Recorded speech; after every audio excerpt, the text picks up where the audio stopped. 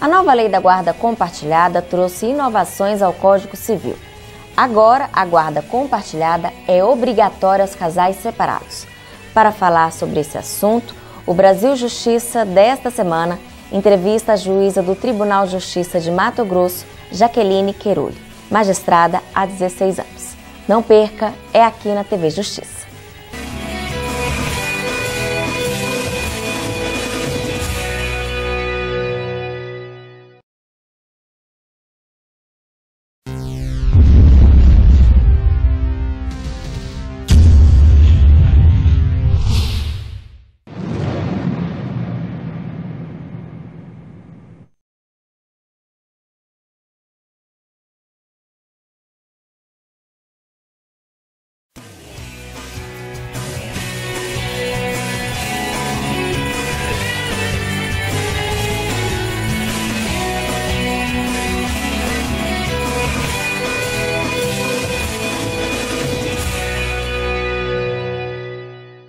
A nova lei da guarda compartilhada trouxe inovações ao Código Civil.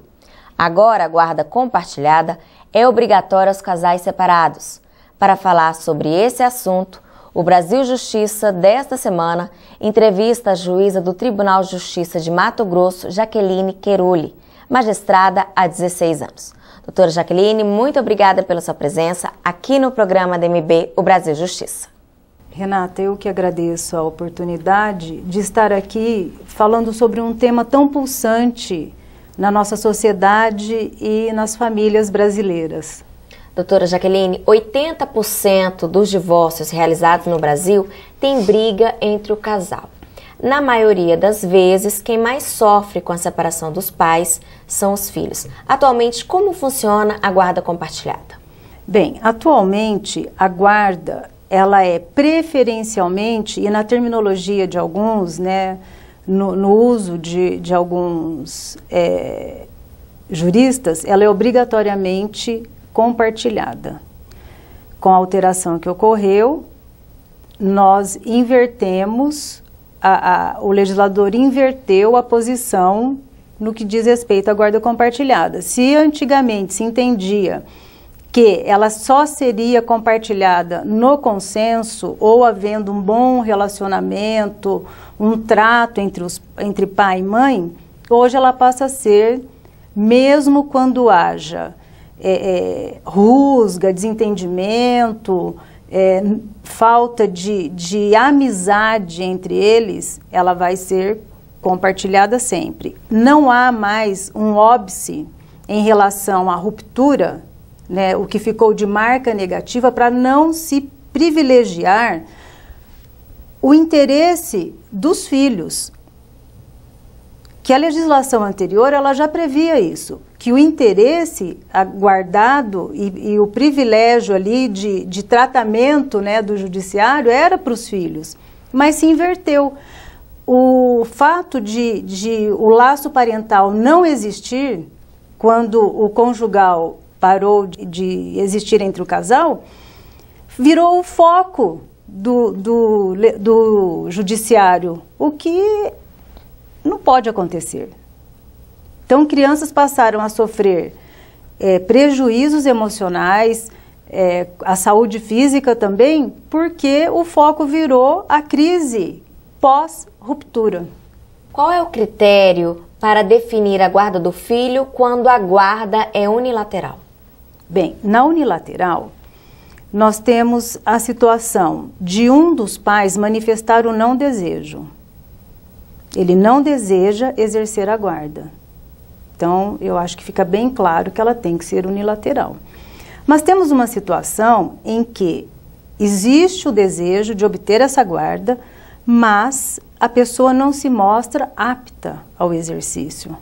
Nós não temos como conceder um pedido de guarda a alguém que não tenha preparo para isso. E esse preparo seria qual? Bem, para concedermos uma guarda, embora pareça simplista no dia a dia, os comentários a respeito da lei, nós temos estudos sociais, estudos psicológicos, temos acompanhamento, temos todo um processo de dilação probatória, conhecimento, onde as provas são exaustivamente produzidas e consideradas. Por esse caderno processual, pelas provas todas, nós chegamos a uma conclusão. Aquela pessoa é madura emocionalmente, ela algum dia já foi guardião, ela sabe o que no que implica as responsabilidades, como pai, como mãe, ou um avô, uma avó também podem requerer a guarda em situações, né?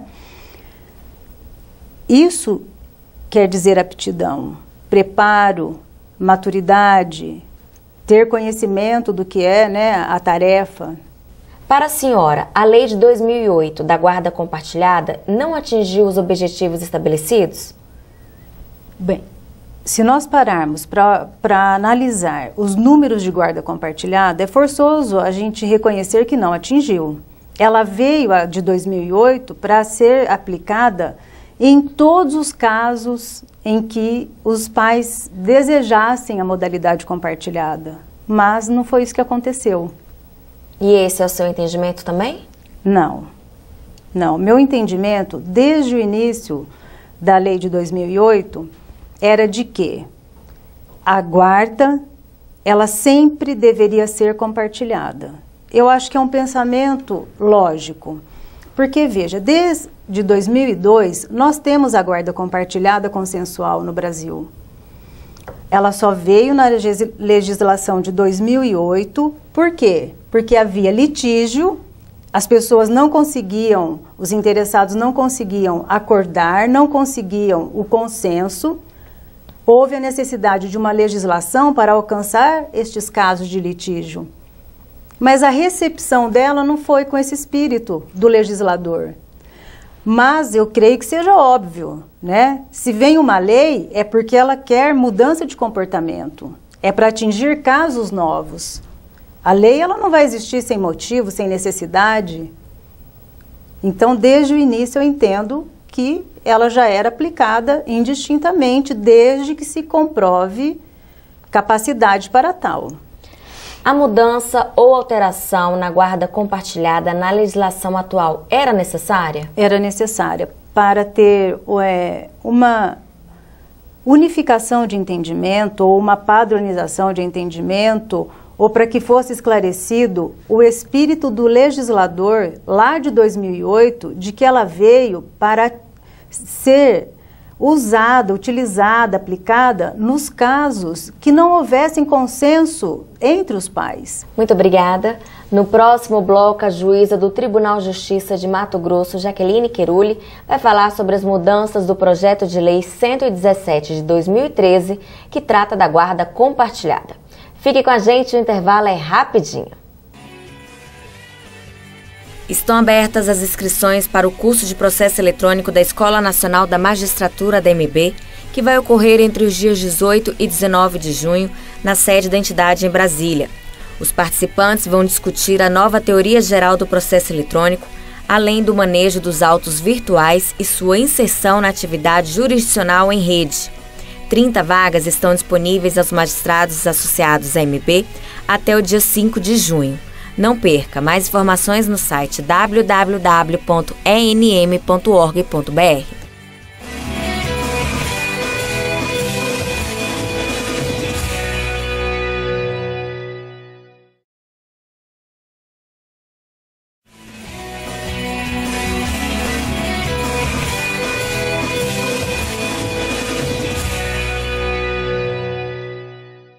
Estamos de volta com o programa DMB O Brasil Justiça. No primeiro bloco, conversamos sobre a guarda compartilhada, de acordo com a legislação de 2008.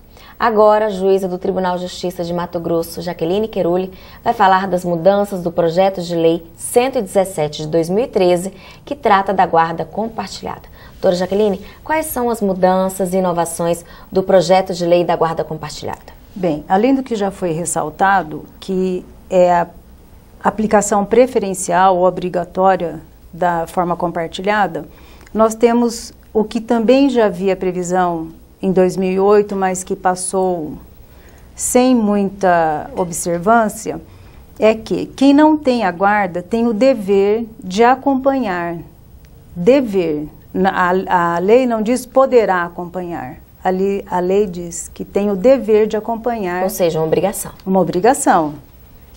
Isso tem que ser frisado porque ações virão sobre o não cumprimento deste dever de acompanhamento do filho, da criança na escola, médico, cursos extracurriculares, dentista, psicólogo, tratamentos. Então é dever, não é porque não tem a guarda que não tem o dever de acompanhamento. Outra inovação que nós vimos e que muitas crianças foram prejudicadas é que estabelecimentos de ensino, clínicas, se negavam a prestar informação sobre a vida da criança. E agora existe a obrigatoriedade de informação, inclusive combinando multa para o caso de não atendimento. Com a nova lei, o tempo de convivência com a mãe e o pai deverá ser equilibrado? Como a lei, eu brinco e falo que ela veio fazer um desenho de 2008, ou seja, veio tornar bem claro a intenção de 2008. Que é isso, o tempo, a equivalência de tempo, equiparação de tempo, igualdade parental entre pai e mãe. Esse é o objetivo da alteração que nós passamos. A lei quer evitar que as crianças sejam prejudicadas quando ocorrer briga entre os pais? Exatamente, porque a primeira reação quando há litígio é de um se tornar visita e o outro guardião. Isso é altamente prejudicial para a criança porque ela vive numa família com uma convivência ampla e, de repente, pela ruptura entre os pais, ela passa a ter um deles como visita. Isso é altamente prejudicial. Você privar uma criança pela falta de entendimento entre os pais, de uma convivência familiar, isso é ir contra o que está na Constituição Federal, contra o ECA, que prevê convivência familiar para o jovem e para a criança. O ex-casal vai dividir a responsabilidade por todas as decisões em relação aos filhos? Exatamente. O ex-casal, que passa a ser um casal parental, vai dividir todas as obrigações. O acompanhamento, a vida, como era antes, né? Só não existe a vida dos dois, mas a vida com a família, ela tem que existir, né? A vida familiar, ela continua existindo. Não existe ex-família, não existe ex-filho, nem ex-mãe, nem ex-filha, nem ex-pai. A senhora acha que a mudança vai proteger crianças e adolescentes? O objetivo é exatamente este. Proteger, privar pelo bem-estar, pela saúde e para que seja cumprido o preceito constitucional e do Estatuto da Criança e do Adolescente. A senhora contribuiu de alguma forma para a elaboração dessa lei? Bem, é até curioso falar sobre isso, porque, como eu já afirmei, desde o início a minha posição foi de que a guarda tem que ser compartilhada. Os laços parentais têm que ser resgatados. Eles não podem se romper com a ruptura do relacionamento entre homem e mulher. E logo de início eu escrevi um artigo, guarda compartilhada com ou sem consenso. E no corpo desse artigo eu faço um questionamento, cadê o amor que estava aqui? Que é o que passa pela cabeça de crianças e jovens. Como num dia ela é muito amada, querida, desejada, e no outro dia ela vira objeto de disputa. Bem, escrito o projeto, escrito o artigo, passado algum tempo, ele foi utilizado na justificação do projeto de lei 117/2013 na Câmara dos Deputados pelo deputado relator Arnaldo Faria de Sá. E seguiu para o Senado. No Senado, quando foi identificada essa justificação com o meu nome, eu fui chamada também a participar da audiência pública na Comissão de Assuntos Sociais. Lá compareci no dia 20 de novembro de 2014, defendendo a aprovação do projeto de lei. porque ele detalha o que 2008 tentou fazer e não obteve sucesso. Com a lei, todos os pedidos de guarda sofrerão alteração? A lei ela tem aplicação imediata, inclusive nos casos pendentes. Então, eu creio que haverá uma grande busca de aplicação nos casos em disputa. Como ficam os casos já solucionados? Só com uma ação nova. Os interessados em alterar a forma da guarda deverão buscar em uma ação nova a mudança para compartilhada. A modalidade compartilhada, no que diz respeito à guarda, será aplicada em todos os casos? Olha, muito se diz de que é obrigatória a aplicação e que vai ser aplicada de forma indistinta. Mas nós sabemos que no direito de família, cada caso é um caso, cada processo é uma história. E nós vamos ter que investigar essa história e concluir se é possível ou não a guarda na forma compartilhada, em cada caso. Mas não haverá mais a dúvida de que, ambos se mostrando aptos, ela é aplicada na forma compartilhada. Muito obrigada. No próximo bloco, a juíza do Tribunal de Justiça de Mato Grosso, Jaqueline Queruli, vai falar mais um pouco sobre a guarda compartilhada. Fique com a gente, o intervalo é rapidinho. Ser juíza na Bahia é padecer no paraíso. Por quê? Salvador, onde eu sou juíza, é uma cidade que a gente gosta, todo mundo gosta de Salvador, todo mundo quer estar em Salvador. Mas para trabalhar em Salvador, a situação é difícil. A magistratura da Bahia sofre muito com a ausência de condição de trabalho.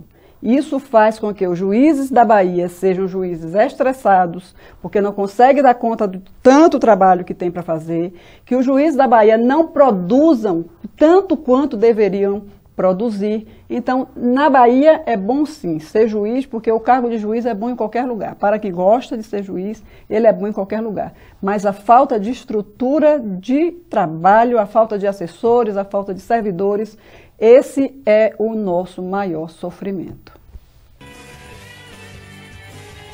A Escola Nacional da Magistratura da MB realiza o curso introdutório à Justiça Restaurativa entre os dias 22 e 24 de julho. A capacitação oferece aos magistrados os conceitos fundamentais e uma visão panorâmica das modalidades de práticas restaurativas. A escola disponibiliza 40 vagas aos filiados MB. As inscrições vão até o dia 30 de junho. Mais informações no site www.enm.org.br.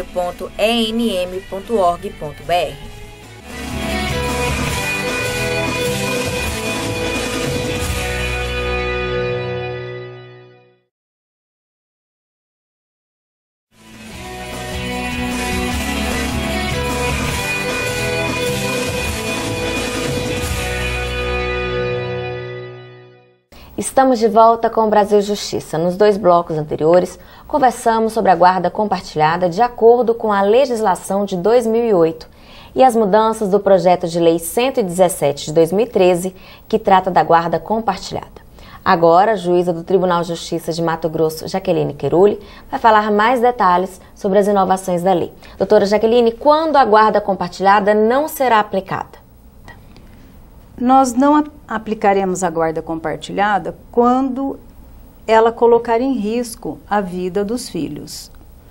Quando um dos genitores se mostrar não capaz do exercício, não ter maturidade, não ter aptidão, porque ter filho é bem diferente de cuidar de filho, né? A gente bem sabe disso. Então, nós temos que analisar se realmente, né, porque a lei diz que serão aplicados os casos preferencialmente, serão aplicados na forma compartilhada, que nós vamos, sem critério algum, determinar o compartilhamento de guarda. Haverá revisão e mudanças na pensão alimentícia já fixada para os pais? Esse não é um efeito automático da lei. Porque os pais que vão compartilhar a guarda, eles vão ter o filho em tempo igual de convivência, mas essa criança ela já tem uma vida com atividades, uma rotina, né, estabelecida, dificilmente vai implicar numa alteração, mas podemos ter caso de revisão, sim. Nos casos em que a guarda é unilateral e daquele pai ou daquela mãe que é apenas provedor e não tinha convivência nenhuma. A lei também prevê multa nos estabelecimentos, como por exemplo escolas, que não prestarem informações para o pai ou para a mãe? Isso. Prevê multa de R$200 a R$500, multa diária nesse valor, de R$200 a R$500. O receio demonstrado por alguns parlamentares antes da aprovação do projeto de lei da guarda compartilhada era justificado? Num primeiro momento, este argumento tirou o projeto de votação. Ele estava na pauta do dia 26 de outubro de 2014 e foi retirado. Surgiu, então, um fato novo, uma situação nova. Ocorre que fomos buscar, então, os casos, né, do que se tem disponível. E vimos que se tratava exatamente de guarda unilateral, não era guarda compartilhada. Pelo contrário, eram parentes, no caso uma avó, e também um pai que queria, uma avó que queria ter a guarda compartilhada, porque a filha havia falecido. Ela queria ter maior convivência com aquele neto, que inclusive sofria alienação parental. Essa questão, ela foi superada em plenário, quando chegou uma carta dessa avó e foi entregue ao senador relator da Comissão de Assuntos Sociais, quando tudo se esclareceu. Então, superou-se esse ponto que, a princípio, se mostrou como um óbice. E nós temos que também recordar, para os casos de extrema violência, existe a lei penal e existe também o Estatuto da Criança e do Adolescente. Qual é o reflexo da sanção ao projeto na forma encaminhada no que diz respeito à alienação parental? A nossa expectativa, né, da sanção é que diminua sensivelmente os casos de alienação parental. Hoje nós temos um universo de 16 milhões de filhos que sofrem alienação parental, dentro de 20 milhões dos filhos de casais separados. Nós temos quase 80% de casos de alienação. Quanto maior a convivência, é evidente que vai diminuir a alienação. A convivência, a intimidade, o estreitamento de laços ou a criação de laços novos não existentes vai fazer com que os filhos conheçam melhor os pais. Nada desfaz uma mentira, uma inverdade, do que uma amizade, um amor. Como fica a questão da moradia dos filhos? Bem, a moradia, eu já vi que há entendimento de jurista dizendo que haverá uma casa base e a criança vai para outra casa, mas com uma casa base. Eu acredito que esse não é o espírito do legislador. Se ele quer equiparação de tempo, de convivência, essa criança ela tem que ter duas casas. Porque ela entende que o pai se separou da mãe. Perfeitamente, ela sofreu todo esse processo de separação. Então, nada mais lógico na cabeça de quem passou pelo processo de separação e viu a mãe num lar, numa casa, numa residência e o pai em outra, ter um quarto em cada uma. Esse é o mais lógico. Não causa confusão, como a gente já viu algum argumento, tem estudo, inclusive publicado já, de que isso não é prejudicial, o caso de ter 2 quartos, 2 casas, e ela vai entender porque o pai não mora mais com a mãe. Temos também situação de cidades distintas. É um questionamento que a gente sempre ouve. Porque eu moro em outra cidade, eu não posso ter guarda compartilhada? Temos que analisar onde é esta cidade, né? Como vai ser essa guarda, o que a família sugere como equiparação de tempo. O que acontece quando o ex-casal pretende ter a separação de corpos? A lei, ela tomou este cuidado porque muitas vezes nós recebemos pedidos liminares, cautelares, de separação de corpos. E nesses pedidos vem embutido o pedido de guarda já. Mesmo que seja uma guarda provisória, é recomendado pela lei que se ouça as duas partes ou que seja feito um estudo preliminar, para que não seja colocada em risco aquela criança num momento tão difícil, né, como o próprio nome já diz, separação de corpos. Muito obrigada. Chegou a hora da gente conhecer no quadro Vida de Juiz um pouco da trajetória dos magistrados. Eu sou Aline Tomás, juíza de Direito do Tribunal de Justiça do Estado de Goiás. Eu escolhi ser juíza porque aos 6 anos de idade eu vivenciei na escola a experiência de um júri simulado e vi a figura de um juiz que resolvia a vida de uma família que teve 3 pessoas assassinadas e vivia angustiada há muitos anos. A partir daí, aquela imagem se tornou o meu sonho e por isso a magistratura hoje.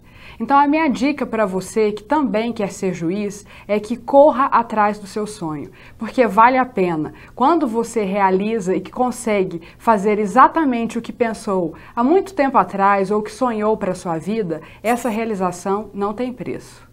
Agradeço a juíza Jaqueline pela entrevista. Eu que agradeço a oportunidade de estar aqui na TV Justiça falando de um tema tão palpitante, tão envolvente, que reclama mudanças, alterações. E por estar aqui representando o meu tribunal, eu agradeço também ao meu presidente, desembargador Orlando de Almeida Perry, e ao Corregedor-Geral da Justiça do Estado, desembargador Sebastião de Moraes Filho. Muito obrigada. O nosso programa termina aqui. Se você quiser participar ou sugerir algum tema, escreva para o nosso e-mail brasiljustiça@amb.com.br. Muito obrigada pela sua companhia e até o próximo.